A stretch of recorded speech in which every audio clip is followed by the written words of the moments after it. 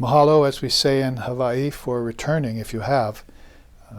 Some of you might have had enough in an hour and a half, and with the Advaitic view, departed very happily with an inner smile on your inner countenance, and that's all right too. You can always look later at this Tantric view we're about to introduce to you, because it's got a lot of appeal. I think one of the words that would go with Tantra would be sublimation. It's probably a word to explain why people like the Tantric path who come to it. Whereas the word in Vedanta, would be negation, basically, for the practitioner who wants to cut out things that are impeding him or her along the path. That's why it's quite good for monastics and so forth, and vanaprasthans, people who are living on the fringes of society and wanting to drop this weights of the sandbag, like I say, out of a hot air balloon of their mind. But on the other hand, too, these people who come who are very interested in devotion, but maybe the path of bhakti is a little bit too shallow for them. There's something in them that's yearning in the Tantricist who, just like the Vedantist, wants to reach the highest goal and wants to do it right away.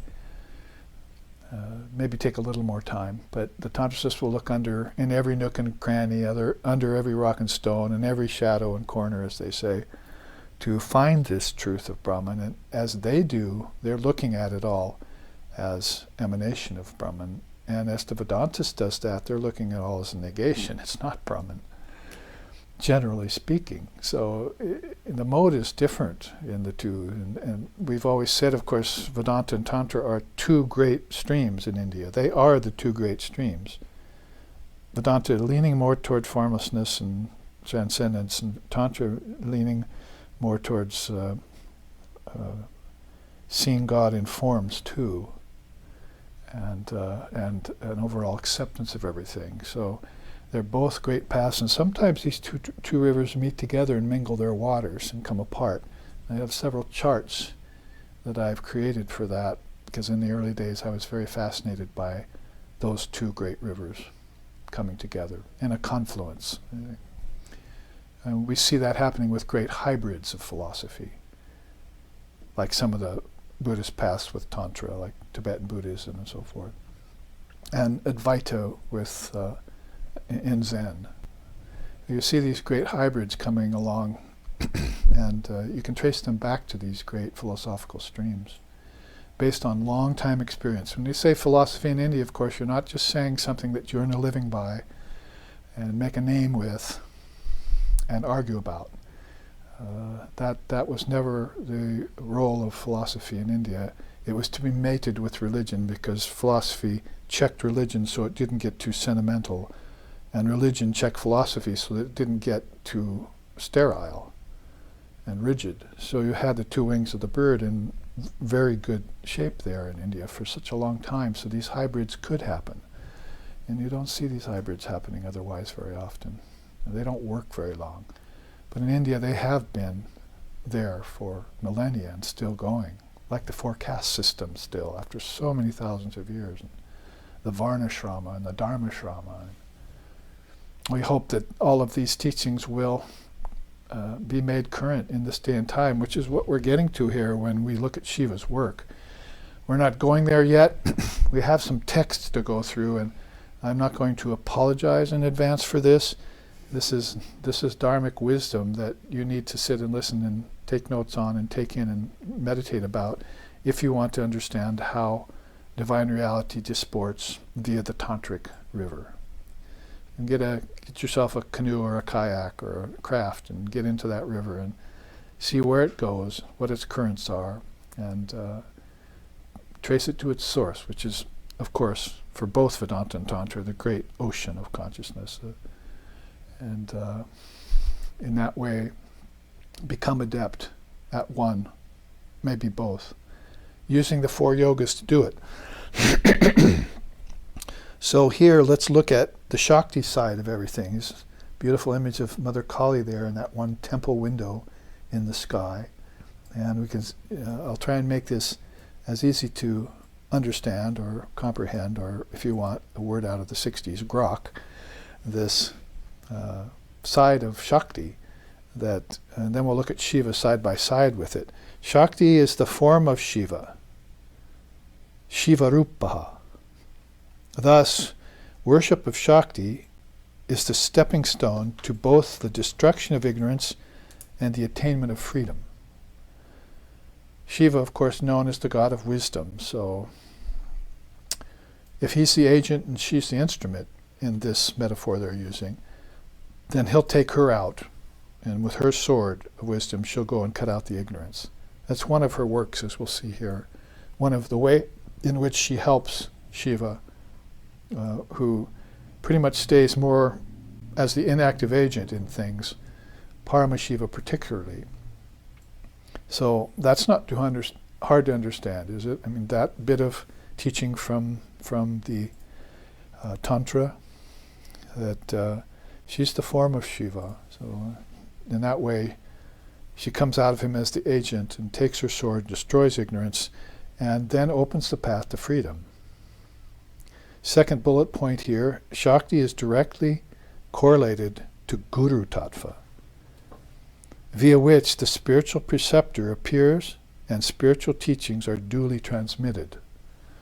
Another very valuable element in the Shakti side of this, and that wisdom that's non-dual and transcendent in Shiva, she has a way of bringing that out and making it understandable, and even giving instructions to the Guru of how to make that work and operate in your life.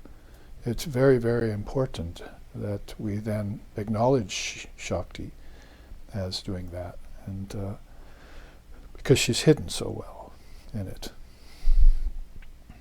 So again, now remember, to reorient you if you've gotten disoriented, is that we're talking about how Brahman disports through beings, and this through everything, like mirror, lake, leaf, and rock, how it shines through various things, as consciousness would say. So if we shift over to the tantric side of it, away from the four states of waking, dreaming, deep sleep, and Turiya, to this decidedly orientation around form, divine forms, the divine couple, Shiva and Shakti. Now we're seeing how the disporting is happening here in very high ways. Brahman isn't going to really appear as light. It's not going to Kanchan being dumbed down. Anytime you see Brahman in anything, you're seeing something fantastic. And so the beauty of the sunset, well, that would be the Brahman part of it, and nature would only be facilitating it. Or the intelligence in a great seer, that would be the Brahman part of him or her, seer or seeress. Or a great god or goddess, that would be the Brahman part of them that's coming through and shining. Not limited by the vehicle itself, but able to pierce through and show itself as that. Great insights or revelations out of any given intelligent or intelligent mind would be that, whoa, Brahman's just shined forth, you see. So it's through the main medium of consciousness that it does this, whether you're talking about Advaita or Tantra or Yoga or Samkhya. Now it's just interesting to see how this is explained in these different traditions. In Tantra then, as I re-explicate this, we're talking about Shiva and Shakti being the main vehicles for disporting. So the next piece of information here, Shakti and her worship accomplishes the full involution of the embodied soul back to the source by withdrawing the Atman from its many associations with her, my creations. My favorite statement on the whole chart right there. They've set us up for it by mentioning Guru Tatfa, because now we know that Shakti has her mediums through which to teach the wisdom that's inherent in Shiva and inherent in them too when they find that. But I'll say it again, her worship accomplishes the full involution of the embodied soul back to the source. So if we haven't worshipped Divine Mother in other countries, in other religions, in other philosophies, and even in India properly for quite a long time, if we've lost sight of her, that's why Sri Ramakrishna came back as the avatar of Kali. We should not forget her. In fact, they sing about that, so we won't. Shri Durga Nam Bhulo Na Bhulo Na Bhulo Na Bhulo Na Shri Durga Nam Bhulo Na Bhulo Na Bhulo Na Bhulo Na Shri Durga Sharane Shamudre Mantane Shri Durga Sharane Shamudra Mantane Vishpanne Vishwanath Molona Shri Durga Nam Bhulona Bhulona Bhulona Bhulona.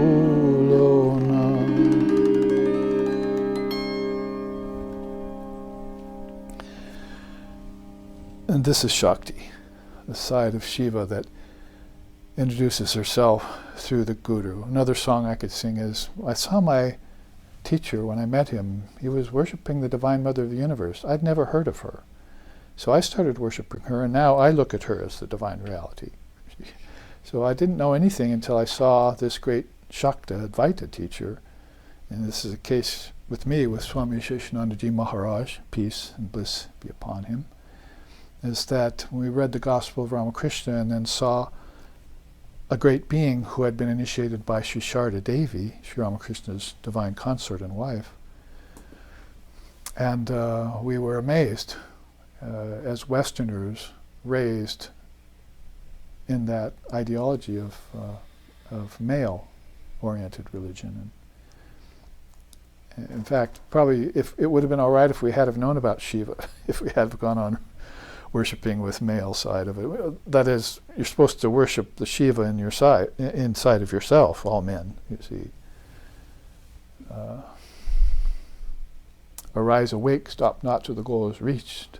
And thou art he, thou art she. You know? So that is the purpose of tantric worship for the male, and to realize the Shiva nature inside of you. It'd be much like saying Atman, which they're also using here. So anybody like this particular bit of information that I'm trying to carefully guide you through slowly so that we can comprehend it and make it a part of our digestive process, spiritually speaking. She accomplishes the full involution of the embodied soul back to its source. So doesn't it sound like 5, 4, 3, 2, 1 week ago? See, those classes where we were talking about Kundalini, Shakti coming up from the lowest chakra, reaching the heart, then the throat, then the third eye, Agya chakra, and finally dissolving into. That's all about her meeting Shiva at the crown of the head. So she accomplishes the full evolution of the soul back to the source. So you can see why Kundalini Yoga has a very strong foothold in Tantra.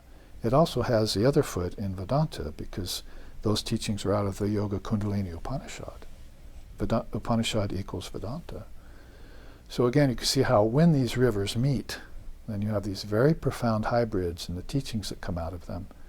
And if you have your intellect turned on and you want to hone it, and your ego gets ripened and gives up its authority and takes on the authority of the guru and the Shakti behind him, or her, in the case of the female teacher, then you've got this exceptional path to enlightenment. Mother Mantra will be with it, and they say Mother Mantra is the most powerful mantra in all the worlds. Whatever block is there as you proceed inward, not upwards or backwards, but inward, then if you encounter that block, that demon, that asura, that karma, that granti, remember the word granti we used, the knots in the nadis, then you use the mantra against it and dissolve it. And it doesn't take you long. So I could go on and on just about that one teaching in Tantra. That's because involution itself sets me on this track, you see. There's no involution in science, it's all evolution. And the only involution we're hearing about in Western religion now, that is the Western version of Eastern religion, is heaven. The heaven-aspiring senses, which is name and form, isn't it? Because you have wings and an angelic body, and but you know, you can look at it as much like our subtle body. We have these 19 mouths, right? So India is just about explaining it in a way that hopefully will get you beyond your attraction to heaven and the ancestors, because they know that's a loop. They've been teaching that since Buddha and long before him. So this is accomplishing the full involution back to the source. I'm interested in that. Tell me more, you see. I've never heard any religion talk about that. Most of them don't even mention rebirth. Well, before I go on and on about that one point, let's take the next one. Invoking Shakti awakens the Kundalini power lying dormant in all living beings. Please look at the last 5 weeks of my classes, and I'll let that be the explanation for that point. And finally, the final point under Shakti, propitiating Shakti reveals the Atman to be pure and sentient, and all manifest principles to be pure and insentient. Tantra is not going to say all manifested principles are impure and insentient. They're pure and insentient. What is it in you that thought that water was impure? What in it was you that thought that the couch was impure? What is it in you that thought that the TV was impure? What is it in you that thought that the sexual act was impure? It's in you. You superimposed it upon the objects, which are all pure. And so this is deifying the object. Maybe you don't even have to deify it if you were raised that way, to think that way.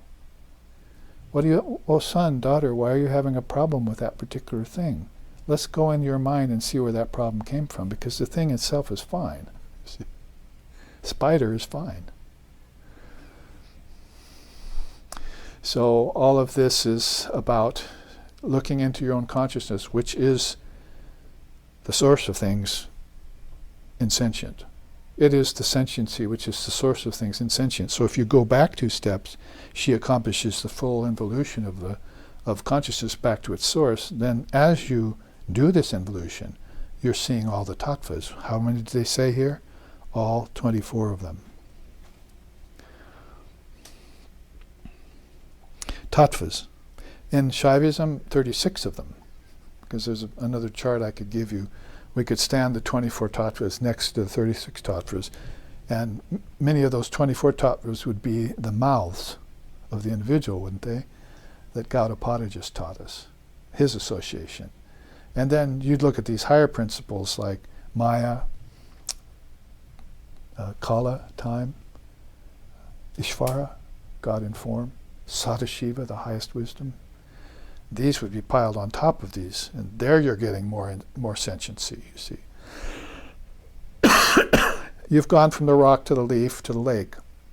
By the time you get to these upper 12, you're beginning to see the mirror in different forms of polished.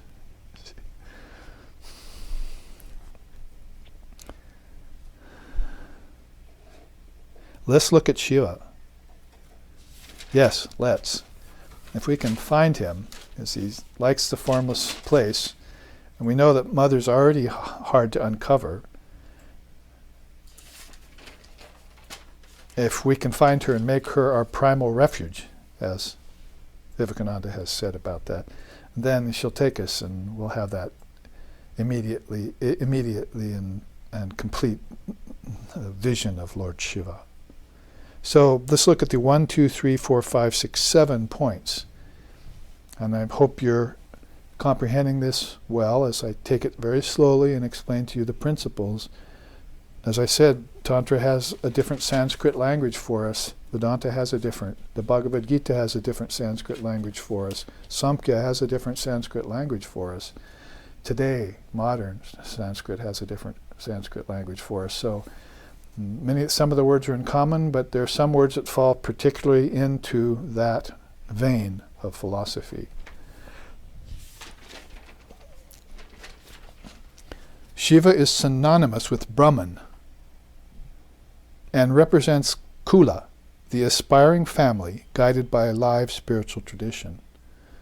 Well, here's a way in which Brahman can disport itself nicely, which we sure are waiting for here in the West, in the Kali Yuga at this day and time. We want to see families get the Dharma, because we weren't raised in it.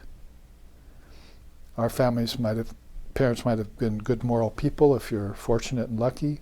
They might have been free-loving souls, which is good too, thinking themselves to be independent and so forth, but no Dharma to speak of. Some morality and maybe some ideation somewhere in their mind, hopefully based on a samskara of having been taught the Dharma once, but we have to bring it out and teach it to our children. So, to quote the lyrics of a song out of the 60s, teach your children well, you see. We have a different idea of that in Vedanta than the hippies did in the 1960s. See, teach your children well means teach them the solution to all the world's problems and their mind's problems. That's called dharma. See. Put it in another way, Gyanatman, or Atmagyan, knowledge of the true self within. The indivisible self, not the individual self. So, Kula tradition means family. So if you were a Shaivite raised with Shaivite parents in India, then you got these teachings at a very early age. Right now you're sitting here with me on live streaming and in this room, maybe hearing these for the first time or second or third time, and still trying to put that into your inner vocabulary and your inner comprehension. So we'll look at that in terms of how many different, the 4 different feet, you see, because Brahmapada has 4 feet. What are they? Waking, dreaming, deep sleep, and transcendence. So Shiva has 4 feet too, Shivapada. So it'll be nice to put that side by side. But let's finish this chart. Shiva is Nishkala, the subtle underlying backdrop. Shiva is Tat, that alone, and Purnahanta, I in fullness, which is Shiva in tandem with his unstinted freedom as Shakti. So they're giving you some Advaitic sayings there, much like Tattvamasi in Advaita Vedanta, that thou art, and Aham Brahmasmi, I am Brahman.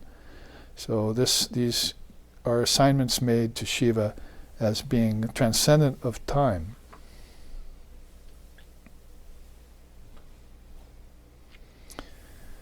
The third point here is Shiva is the indeterminate state from which arises all vibrations, which then manifest as principles, amidst which Shakti sports in time as the play of consciousness.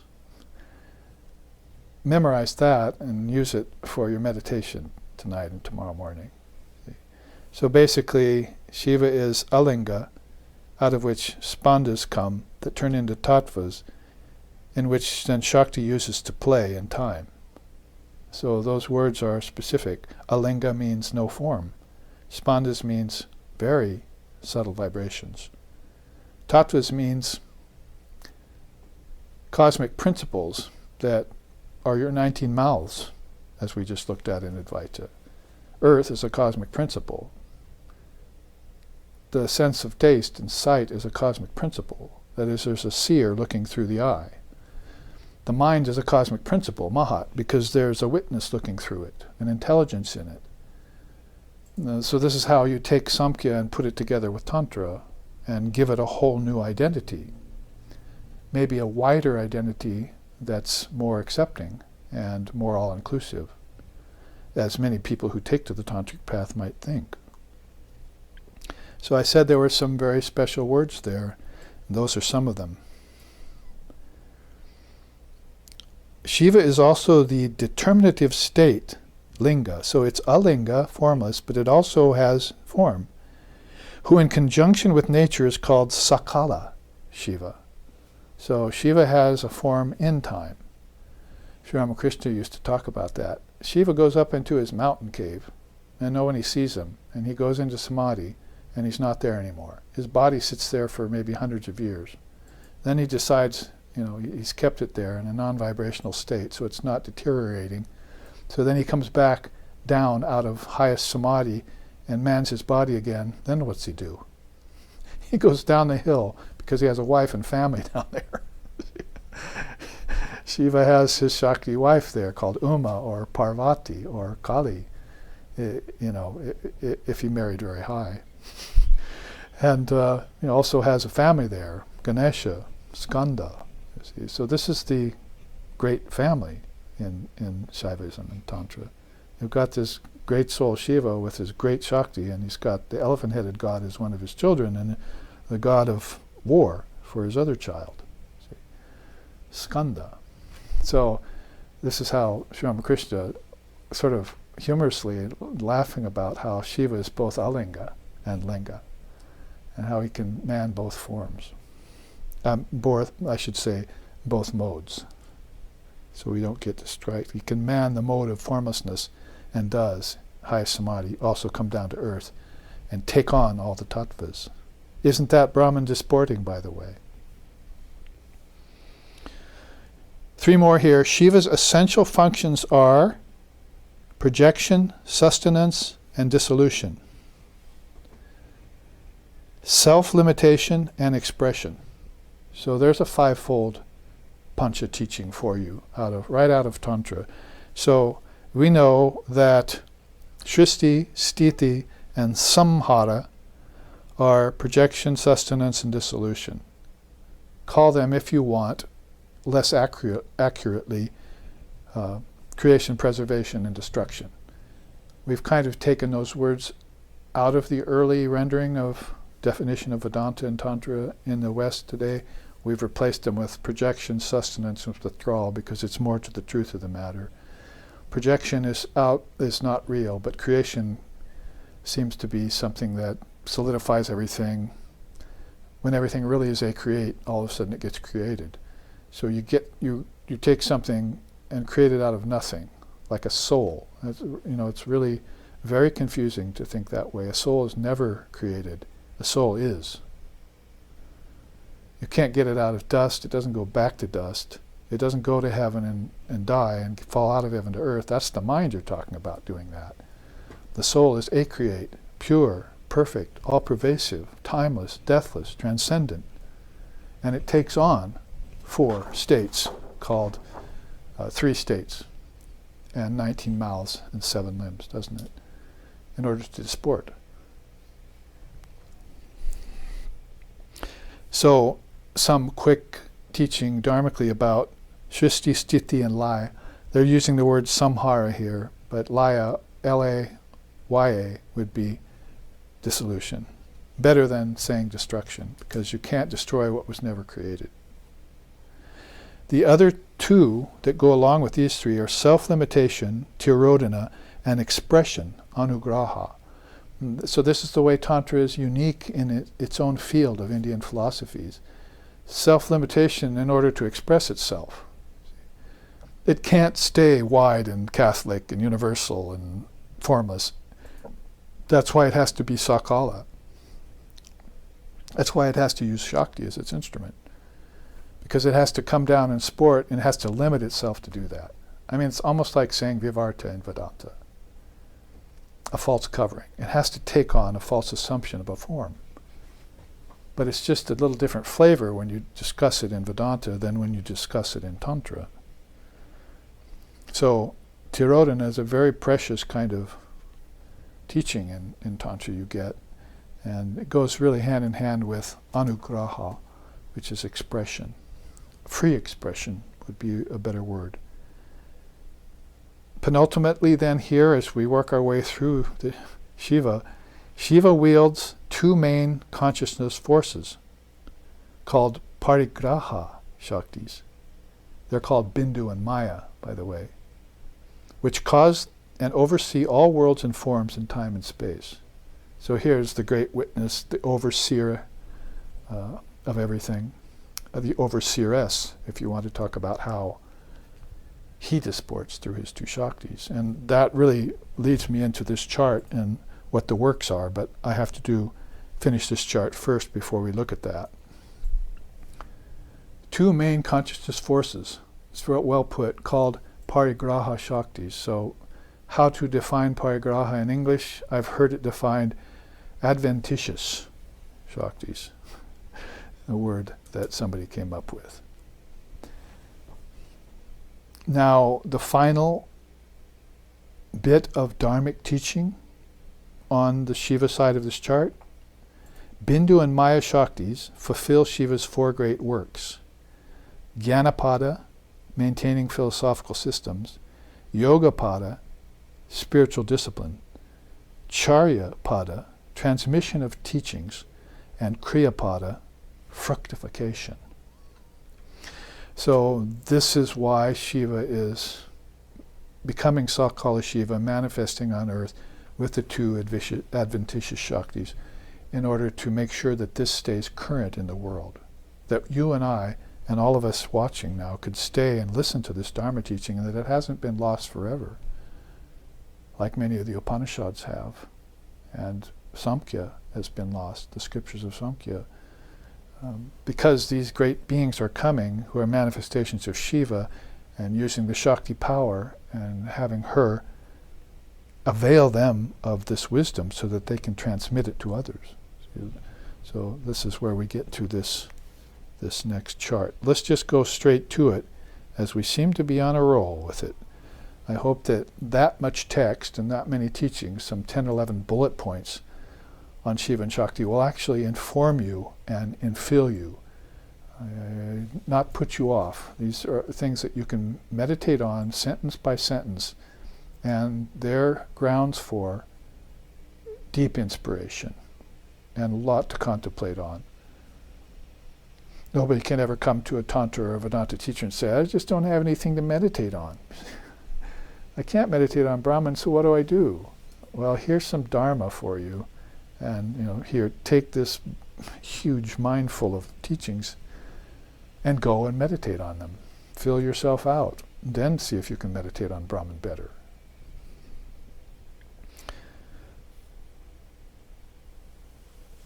Then let's look at these adventitious Shaktis, as we just called them, and what was just related to us about Shivapada. He's got two Shaktis. He's got 4 feet, or foundations, and 5 functions. And we already took the 5 essential functions, didn't we, in that last chart? See them up the side here? Shristi, Stiti, Samhara, or Laya, Tirodhana, and self-expression. These are Lord Shiva's 5 essential functions. Now, the works that he wants to accomplish to keep on earth for the good of all living beings. So you've got these tantric teachings, these Shaivite teachings, and Shaktism, and those kinds of darshanas and pathways are these 4 great padas. The quote at the top here is, the relation between Shiva and Shakti goes beyond all types of characterizations. It is a mystery, realizable only in the light of self-expression as consciousness. So it's Tantra's version of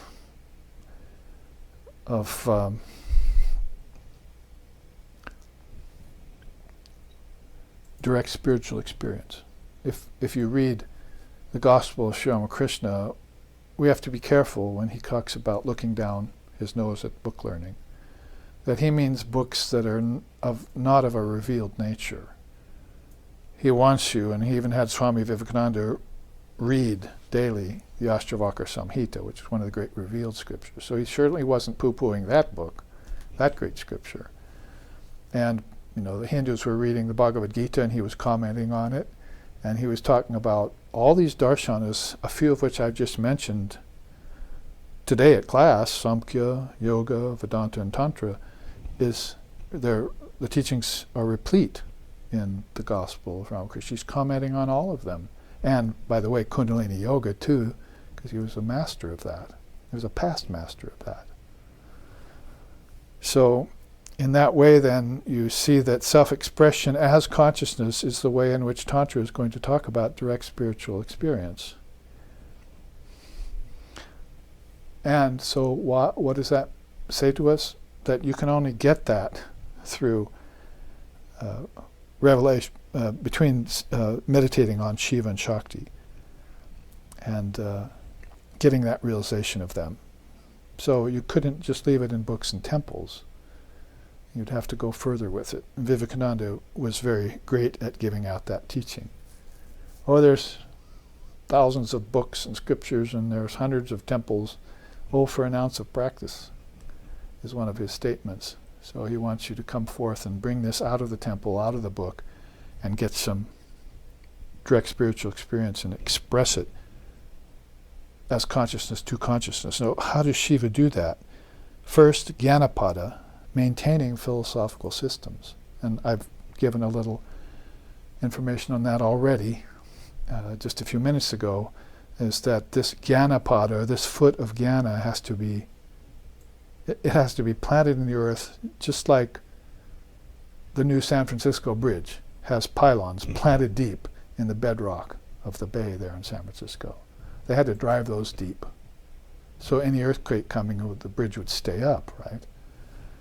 So just like driving a pylon deep into the earth like that, to build a support upon it, you've got Gyanapada, that these systems have to be well, I'm getting ahead of myself with his other works, but let's say at least that much, that he's going to build an edifice upon that through who? His two parigraha Shaktis. We'll see how that works in a minute. So after you've made sure that philosophical systems are there, then you want to encourage spiritual disciplines. That is, austerities. Sadhana is a good word for it. That word is concurrent and relatable through all the darshanas. And it's missing. Not only the word, but in our lives today, particularly in the West, no sadhana. And a sadhana's got to be well-rounded. If you take exception to what I just said, well, I meditate every day. Well, then I'm going to say, what happened to the other three yogas? And are you able to serve all beings, God in all beings, karma, as well as meditate beyond? Are you able to come here like Shiva does, out of the cave, into the families, with the Kula system, and give Dharma to everyone? Because that's what Shiva intends with his Shaktis to do. And every great Shakti we've ever seen, most recent on record, Sri Sharda Devi, has come here and been the great Shakti for a great master and gone on teaching the wisdom. The Matri Avatar, the Avatar as mother, has come amongst us, whom I'm proud to say and very grateful to say that is the teacher of my teacher. So many beautiful elements to that Shakti path, whether it's put in line with Advaita, as we saw in the first class, in the first half of this class, or whether it's put in line with Tantra as the divine couple of Shiva and Shakti. So encourage spiritual disciplines. You have these teachers. They've come to establish these philosophical systems, whether you call them Dharma teachers or acharyas. You get on the same page with them and you stay around them for a long time and get this transmission. And might as well go straight across and look at Kriyapada then. That's the divine and dharmic activities that is Tantra's version of karma yoga. It's very high cut, this kind of dharma yoga, this kind of karma yoga, karma dharma yoga you call it. And you see that everything is about the divine, it's for the divine, And even your work then, your activities are for the divine, because you can trace it back to Gyanapada, can't you?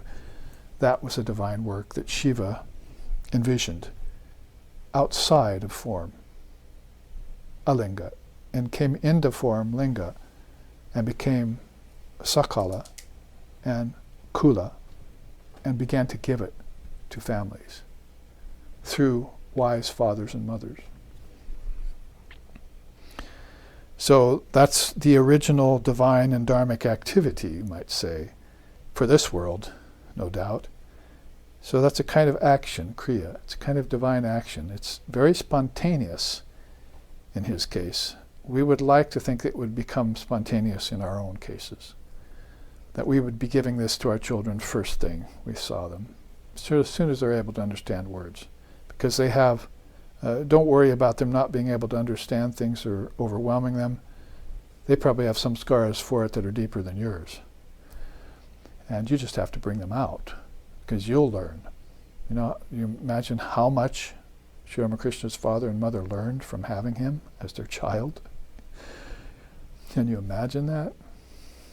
Far beyond anything the parents knew was this divine child who was the avatar of the age. In the case of Ram, too, with his father and several mothers. See, far beyond that wisdom was this new incarnation.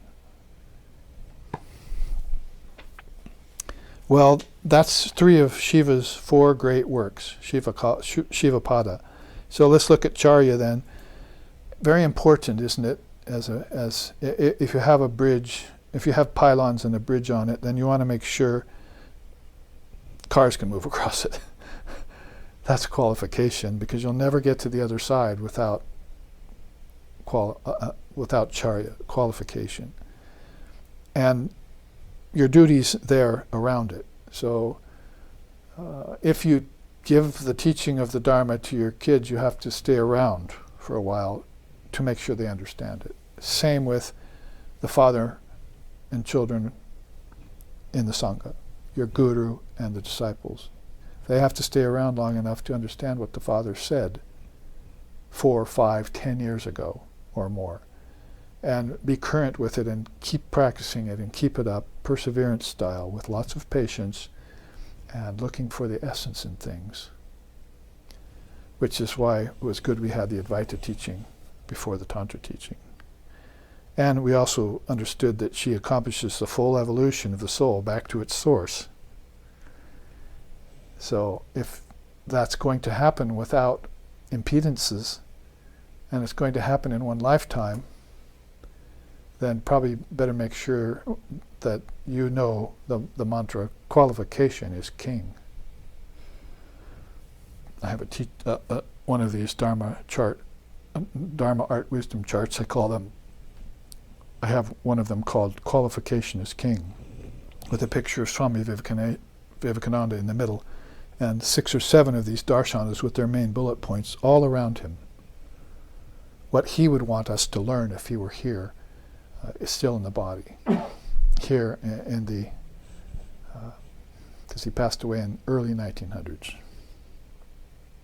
But he said he'll still keep his mind on the earth plane, just like Ramakrishna, and helping us if we want to meditate upon great souls like that. Because probably you could look for 2 beings in Swami Vivekananda's past, Shiva and Shankara. Those are the 2 beings we think of when we think of Swami Vivekananda's recent birth here. And he was very grand and big on qualification. And he was establishing yoga and Vedanta here in the West and in India.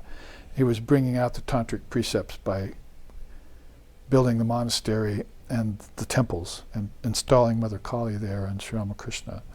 And he was engaged in divine and dharmic activities all the time. So here's Shivapada rolling along on 4 legs all over the world, because Shankara did it in India, that subcontinent. But in this current time, you had Vivekananda all over the world giving out this fresh new dispensation, as we call it, in Vedanta.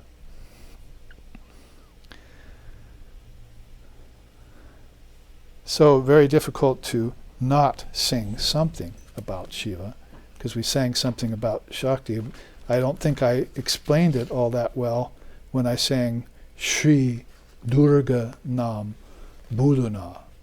Buluna, Buluna, Buluna. Basically that Buluna means don't forget to remember.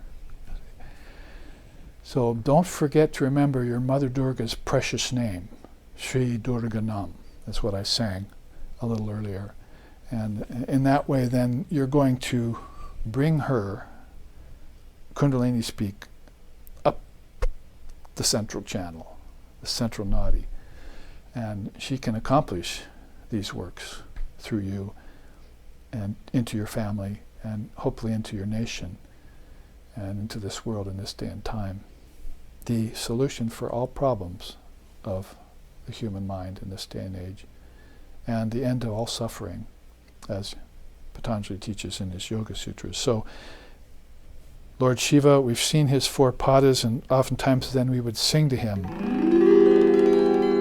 Shankara Mahadeva Deva, Shankara Mahadeva Deva, Shankara Mahadeva Deva, Sevaka Sura Jake, Pashamanga Shisha Ganga, Vayanavaha Ati Pratandra, Gauriyardanga Sangha, Bangaranga Jake, Shankara Mahadeva Deva, Shankara Mahadeva Deva, Shankara Mahadeva Deva, Sevaka Sura Jake.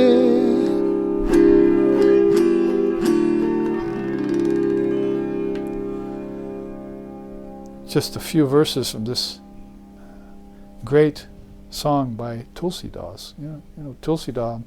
When you think of Tulsidas, who do you think of? Sri Ram.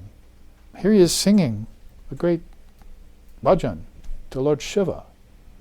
Do you know what else he did? He sang bhajans to Shakti, Divine Mother. So Tulsidas was a very wide open universal soul who was not narrow-minded about one ideal. He may have had his select chosen ideal as Ram, but he is not discounting Shiva and Shakti in that, because Ram himself had Sita. That was a Shiva-Shakti couple. And after them, Krishna and Radha. In this day and age, now we have Ramakrishna and Sharda. 5 million people are thinking. So the divine couple, Shiva and Shakti, coming that way. Anyway, the definitions of this particular bhajan here is, behold Shankara, the incomparable Lord Shiva, who is served and worshipped devoutly by gods, demons, and human beings alike. Behold Shankara, the great Lord. Behold Shankara, the supreme deity. Tulsidas sings. And the next verse he sings, the white ashes of mature renunciation cover his body like a second skin, while the sacred river Ganga cascades through his matted locks. Nandi, the bull of stability, stands near as his divine conveyance, and the auspicious Mahashakti attends upon him, full of subtle power. In this case, 2 Shaktis attend upon him, as we flesh that out. But isn't that beautiful to describe him? He takes the ashes and smears it on his body. That's his only clothing sometimes, maybe a tiger skin. So he's got these ashes of renunciation all over him. And he's actually, the story is that he saved the earth, which is a very impure place, from the descent of the Ganges River, which is a very pure river. As it came down out of the skies, it was going to hit the earth, and he went and stood under it. So it hit his matted locks, and that's where you see Shiva with the Ganga flowing out of his matted locks. Sometimes you'll see Uma perched in his hair, and the Ganga is coming out of her mouth, where she's directing the waters. So it's very symbolic of what we've just studied in these two charts. But what I was going to say, that it's not coming out of the sky, because I've told you not to look backwards or upwards. It's coming out of the sky of awareness. Shiva himself called that river forth to earth to help it in the story.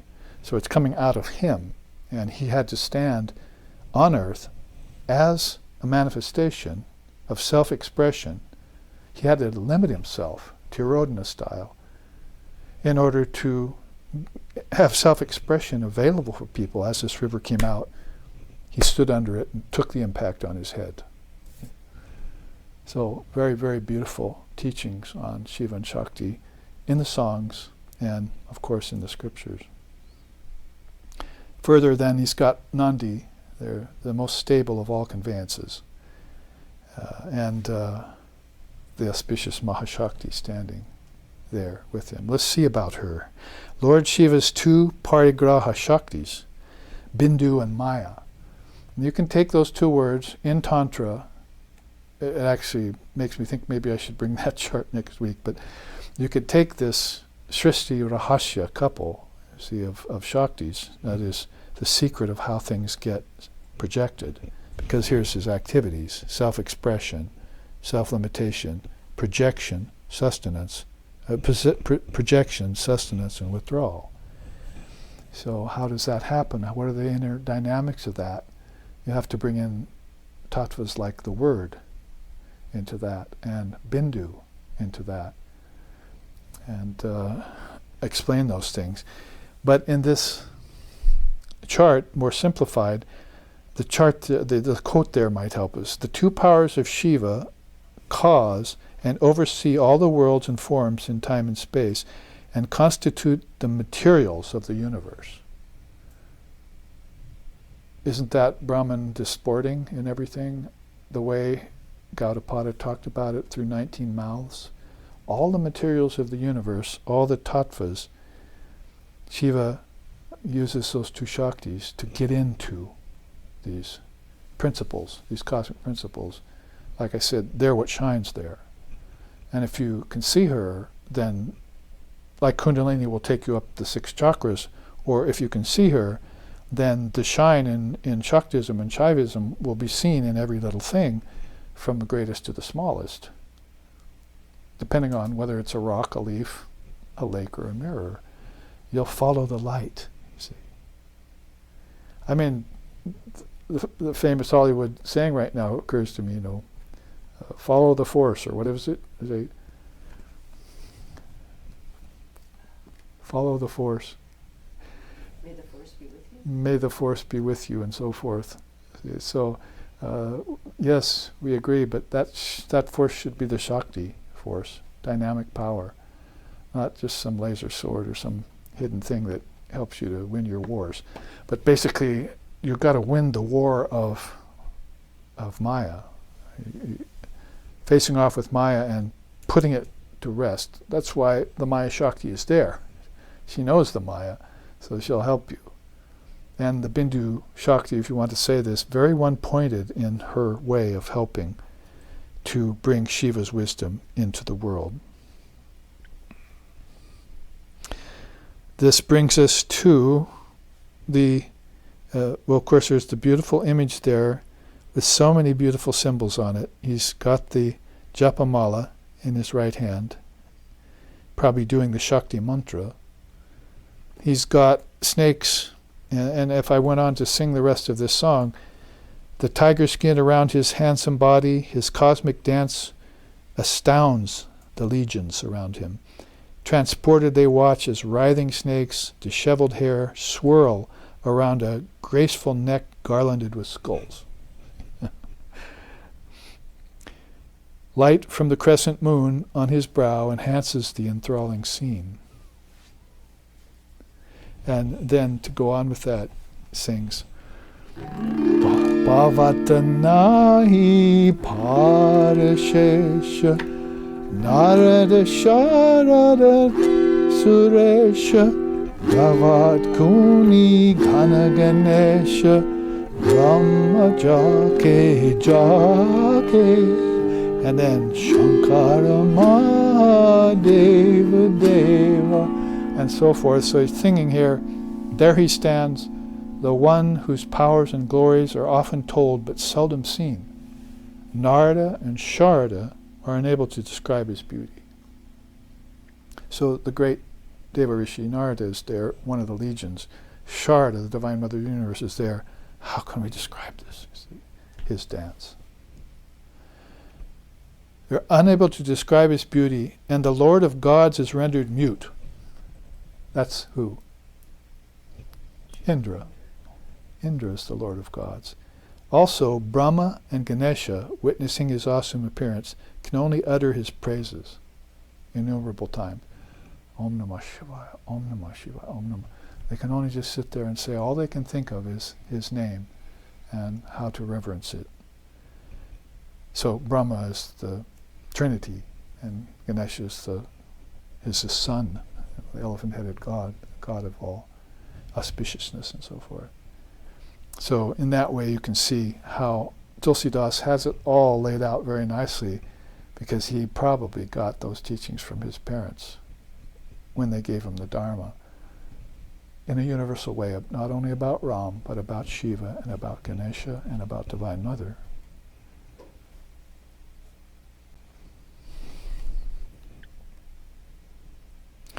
One more chant or sloka here at the bottom. Shiva has 5 functions to perform through his Shaktis. He is Satya Sankalpa and Aptakama. That's a name for Shiva, free of desires, basically. His resolves are all true, and his desires are eternally accomplished. He makes the world evolve so that individual souls can be released through the removal of their impurities. So, if that's not the best of Brahman disporting, I don't know what is. So we looked at Shiva and Shakti as these great vehicles for the disportation of these divine, ultimately divine couple, here we go, that from age to age has been coming before us. And I would even venture to say that when you have beings like Jesus and Mary or Muhammad and Fatima, they don't necessarily need to be married. They could be father, sister, they could be brother and mother. It doesn't matter. They get the assignment of expressly limiting themselves for the benefit of others so they can spread the work of Lord Shiva through these 4 padas. So here we've taken Brahmapada, put it next to Shivapada. And next week we'll look at some other beautiful teachings that I have for you here. One of them having to be how even all right on down into nature, this shine from ultimate reality will show itself. And also even how people misunderstand that and can understand it better if they know these systems that have come out of India, which have explained these mysteries from time out of mind in ways that are replete with many scriptures and many divine beings. That's been one of the great advantages of India, which I think shows that they all started off on this non-dual footing. Let's talk about padas, or feet, this idea of the highest samadhi, or Turiya, as we looked at, has been at the foundation of every and at the realization of every teacher who's come along to formulate something like the 24 cosmic principles in Samkhya, or to formulate something like the 8 limbs of yoga, or to formulate something like the Eightfold Path in Buddhism, and the 4 states of consciousness in Advaita. That would have to be based on very deep knowing, direct spiritual experience of Brahman in everything. So here then, let's end with a chant and move on towards next week's class.